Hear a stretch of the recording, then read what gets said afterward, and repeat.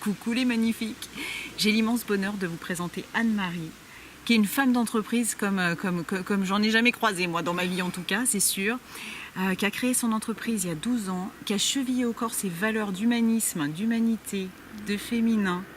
J'aimerais qu'elle nous partage alors à la fois le monde qui est en train de bouger aujourd'hui, et tout l'enthousiasme et l'optimisme qu'elle tient malgré les mauvaises nouvelles qu'on nous annonce.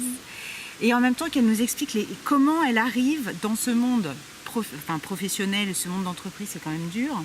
Comment toi, tu arrives à y mettre et à maintenir le cap de tes valeurs. En 2004, j'ai créé la Startup Media Meeting, qui est devenue aujourd'hui un opérateur de nouveaux médias. On appelle ça une entreprise innovante. Ouais. Je pense que De Gaulle aurait appelé ça un machin. Mais voilà. Et donc, c'est une très jolie histoire. Le groupe Media Meeting, c'est aujourd'hui à peu près 10 millions d'euros de chiffre, à peu près la moitié du CAC 40 qui est client chez nous et 135 salariés. Et en fait, nous avons placé les valeurs au centre de notre PME. D'abord parce qu'on est 3 associés fondateurs qui nous aimons beaucoup. Et donc, je crois que l'amour est au centre de l'entreprise et que ça, c'est vraiment important. C'est fondamental. On n'a pas créé cette entreprise pour faire fortune. Peut-être on fera fortune un jour, mais ce sera la dernière étape du truc. On a créé cette entreprise parce qu'on avait envie de travailler tous les 3, avec Frédéric, Jean-Louis et moi. Et on a effectivement lancé des jolis projets de radio d'entreprise et de radio FM, mais on a toujours essayé de placer les valeurs au centre de cette entreprise. Donc, Media Meeting est une entreprise financée, bien sûr, on a levé de l'argent sur les marchés financiers, mais on n'est pas financiarisé. C'est-à-dire que l'argent n'est pas le cœur du système. Et que même parfois on sait le refuser quand il ne correspond pas à notre projet d'entreprise. Il faut vraiment, en 2017, peut-être encore plus que toujours, arriver à créer une valeur très forte pour son entreprise. Et je crois que la meilleure façon, c'est qu'un dirigeant soit profondément visionnaire et inspiré. Et il y a aussi quelque chose moi, qui m'a beaucoup touchée, c'est de t'entendre dire, le monde est en train de bouger, et 2, ce monde bouge parce qu'on a une jeunesse qui tient la route, un truc de fou, et qui a des valeurs, et il ne tergiverse pas avec. Et du coup, c'est toi qui bouges, non? Ils t'emmènent, ils font un peu ce qu'ils veulent de toi, non? Un peu. Alors effectivement, chez Media Meeting, on a la chance d'avoir de jeunes salariés. Ouais. Pour eux, les valeurs, c'est vraiment majeur. Ils aiment le mode projet. Ouais. Ils ont une approche communautaire des métiers. C'est génial. Ils aiment s'entraider entre eux. Ouais. Ils aiment se soutenir. Ils règlent leurs sujets quand ils en ont à régler. Ouais. Et puis surtout, il convient de construire le sens. Donc on en parlait hier, on a chez nous pas mal de gens végétariens. Ouais. Et on a des jeunes qui font des jardins potagers sur des toits d'immeubles. On a des jeunes qui font des tas de choses, qui interviennent dans des domaines humanitaires, qui soutiennent des gens en difficulté. Enfin, moi je trouve que cette jeunesse, elle est vraiment belle. Elle est belle, elle est différente de ce que nous avons été, mais ils ont vraiment les valeurs chevillées au corps. C'est ça.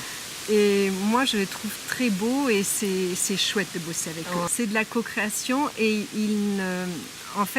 moi, je les trouve très brillants la plupart. Et en fait, ils ne respectent que l'intelligence et la création de valeurs intellectuelles, etc. C'est-à-dire qu'on ne peut pas leur imposer des choses avec le pouvoir ou la pseudo-autorité.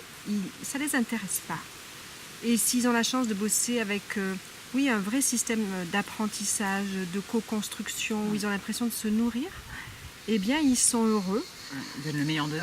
Exactement. Moi, j'entends des collaborateurs tous les jours me dire « on est crevé, mais on est heureux ».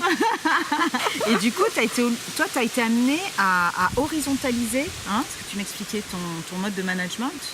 Oui. C'est plus du tout comme... En fait, tu as modifié plein de choses.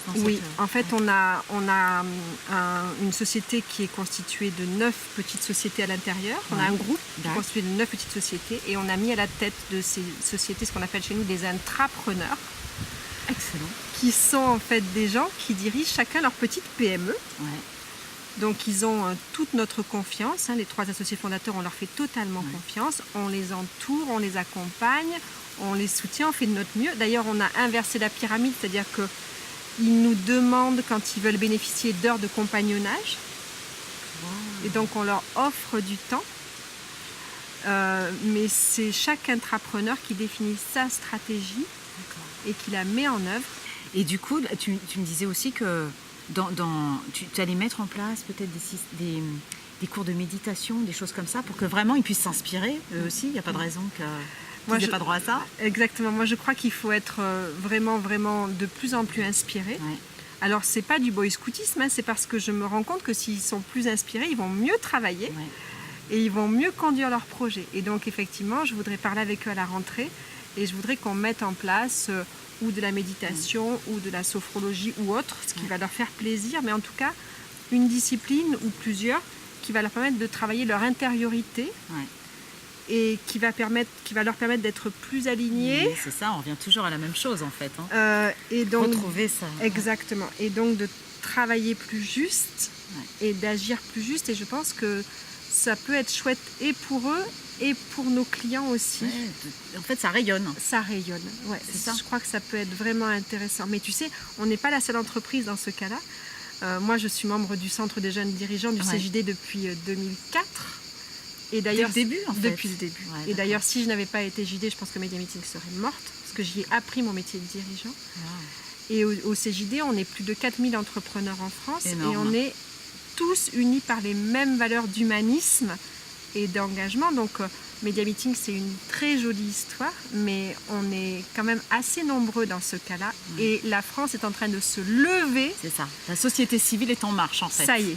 Et on est vraiment en train de se mettre en marche. Et quelque chose de puissant est en train de se passer dans ce pays. Aujourd'hui, il n'y a plus une entreprise qui n'a pas sa direction de la transformation ou qui n'a pas mis en place son schéma de transformation ou de modification, et quasiment plus de collectivité non plus. Tout le monde est en transformation, tout le monde est en changement, tout le monde commence à réfléchir à des modes de happy management, etc. Il y a une lame de fond qui est en train de se lever. Ouais. Alors, elle va plus vite dans certains secteurs qui sont plus précurseurs, ou alors dans des secteurs aussi qui sont au bord de la catastrophe. Ouais, donc il faut aller très très vite parce qu'ils risquent de se faire ubériser du jour au lendemain. Ouais. Mais par contre, il y a d'autres secteurs plus traditionnels qui sont plus lents, mais franchement, même les secteurs les plus lents, ils sont en mouvement. Ça y est, c'est parti. On retrouve l'élan, on retrouve la joie, on remet l'humain au centre. Oui, c'est en marche. L'humain est au centre de la création de valeur. C'est obligatoire parce que sinon les jeunes générations s'en vont. On ne sait pas vers où on va, mais on y va. Mais on y va et ça a l'air d'être assez chouette. C'est génial. Voilà, et ça fait du bien de t'entendre, Anne-Marie, je t'assure, parce que on entend tellement, et ça va pas là, et ça licencie là, et c'est machin, et tu te dis, oh là là, mais dans quel monde on vit? Et puis on te croise, et là on se dit, ouais, c'est bon quoi, on y est, on n'est pas tout seul. Et en fait, il y a tout un mouvement qui est là, qui se met en marche, avec des gens qui travaillent sur eux, parce que clairement pour moi c'est la base. Si on ne travaille pas sur soi, tout à l'heure tu me disais, moi aujourd'hui je travaille depuis 2016 à ne pas émettre un mot qui puisse blesser l'autre ou avec... Et je me mords la langue à chaque fois. Mais c'est extraordinaire ça. Ouais. Donc ça passe par soi. Il y a pas de... J'ai pris cette décision le 1er janvier 2016 et je me suis dit, je vais essayer de me rééduquer verbalement. Ouais. Et c'est pas facile. Et c'est super dur. Moi j'ai tellement de chemin quand On en a tous, je te rassure. Et donc de dire, je vais essayer que chacune des phrases que je prononce soit profitable. À un projet, à un individu, que ce soit vraiment profitable. Et donc, bien entendu, je suis très loin d'atteindre mon objectif pour l'instant et je m'en veux 10 fois par jour parce que j'ai encore raté. Mais en tout cas, je suis en mouvement et la volonté est très très forte d'y arriver et de prononcer uniquement des phrases qui vont apporter de la valeur. Et ça, c'est chouette. Ouais, et tu vois, quand je t'entends, je me dis vraiment, en fait, c'est vraiment en travaillant sur soi, à faire émerger cet être unique, magique et magnifique. Parce qu'on est unique, magique et magnifique, tous autant que nous sommes. Même si on va pas bien, même si parfois on a plein de trucs comme ça qui nous... Pour autant, c'est en retrouvant ça qu'on va pouvoir rayonner et à la fois dans son cercle premier, la famille, etc., mais dans son entreprise et du coup dans le monde. Quoi. Oui, exactement. Ouais. C'est comme ça que je vois les choses. Ouais. Et tu sais, je lisais hier soir une très belle citation d'un poète soufi Ouais. qui disait, tu la connais sûrement, qui disait « À 20 ans, je voulais changer le monde. Ouais. Et rien ne changeait. Ouais. À 40 ans, je voulais changer ma femme et mes enfants. Et rien ne changeait encore. À 60 ans, je veux me changer moi-même. J'ai commencé à me changer moi-même et voilà que le monde change autour de moi. Ouais, c'est ça. Et Est-ce qu'il faut attendre 60 ans? moi j'ai 50, j'essaye, ça y est. Mais c'est sûrement aussi une étape de sagesse. C'est ça. Peut-être. C'est ça. Mais ce qui serait chouette, ce serait peut-être qu'on devienne sage de plus en plus tôt. Ouais. Et c'est peut-être un peu ce que l'on observe chez les nouvelles générations, c'est qu'elles sont sages de plus en plus tôt, je trouve. Ouais. Elle se laisse pas faire. Non. Non. Oh là là. Merci Anne-Marie. Avec Merci plaisir. infiniment Merci pour beaucoup ce à toi. témoignage d'enthousiasme, d'optimisme. Je crois vraiment qu'on a beaucoup d'espoir devant nous, Ouais. que le digital est une formidable aventure, Ouais. si tant est qu'on en fasse quelque chose de beau, Ouais. mais qu'on a certainement de très belles clés entre les mains. Merci, à bientôt. Merci beaucoup. Au revoir. À bientôt.